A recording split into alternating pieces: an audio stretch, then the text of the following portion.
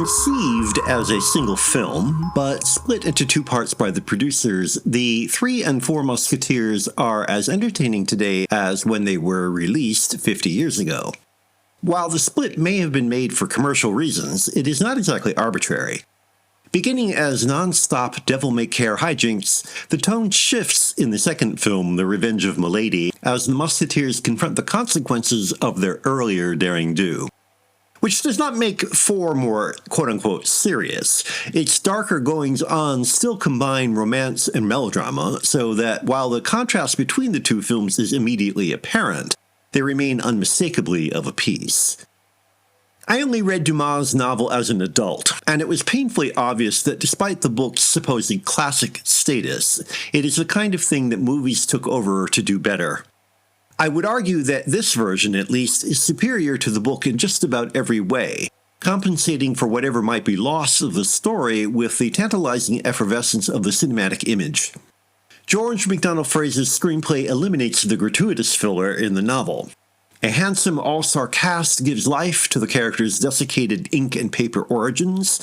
Lapidary production design, the opalescent work of a great cinematographer, David Watkin, and the restless invention of a man who made his reputation putting the Beatles through their paces, Richard Lester, combine to give the fictional world an intense tangibility that print cannot approach. For that very reason, contemporary viewers might be put off, despite the film's kinetic energy and engrossing story.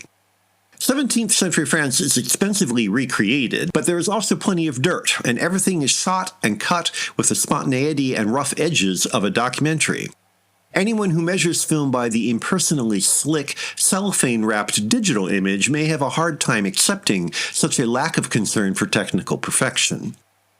And then there is the violence. Made in the 70s when explicit violence was almost a given, both films are filled with crude, often vicious action. Swordplay that is more brawling than balletic, blows to the head with whatever is at hand, kicks in the groin, the back, the rear, and plenty of blood are liberally dispersed throughout. People do not just fall over, they experience pain, and the actors make us feel it. Treating suffering as a lighthearted romp is bound to make viewers who prefer their violence anesthetized with equal parts hypocritical sanctimony and cheap psychology feel at least uncomfortable, at worst hostile. Put simply, as these characters cavort through jewelry box settings, they are decidedly not nice or good, but they demonstrate the sensational appeal of high spirits, beauty, and smarts.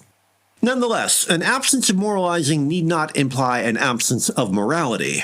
It is not immoral to combine literary cachet, lavish production, name talent, and cinematic sophistication. It is a demonstration of the morality of art. Not to do right, but to get it right.